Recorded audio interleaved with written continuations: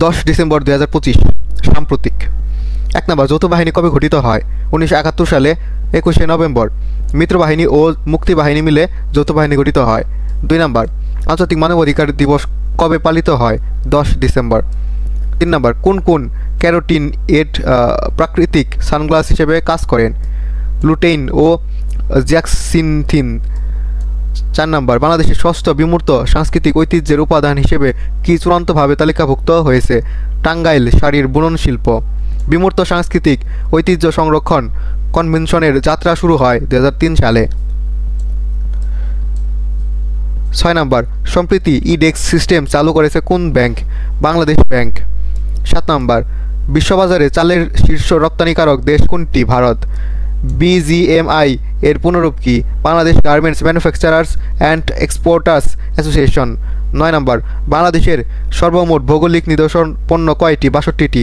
মানবাধিকারের সার্বজনীন ঘোষণাপত্র কবে গৃহীত হয়? 1948 সালে জাতিসংঘের সাধারণ পরিষদে গৃহীত হয়।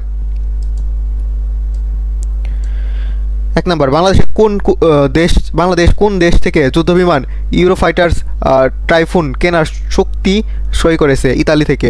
সম্প্রতি ইউনেস্কোর অপরিমেয় সাংস্কৃতিক ঐতিহ্যের তালিকায় স্থান পেয়েছে টাঙ্গাইল শাড়ির বুনন শিল্প।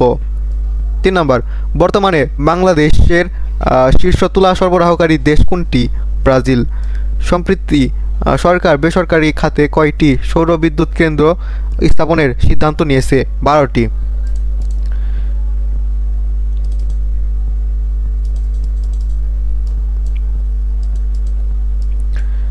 SG-1 ফ্যাথম কি? সাগরের নিচে চলাচলকারী এক ধরনের ড্রোন।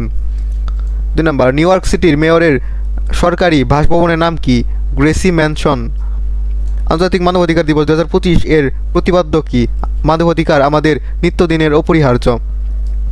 4 নম্বর টানা দ্বিতীয়বারের মতো MLS এর বর্ষসেরা খেলোয়াড় হয়েছে লিওনেল মেসি।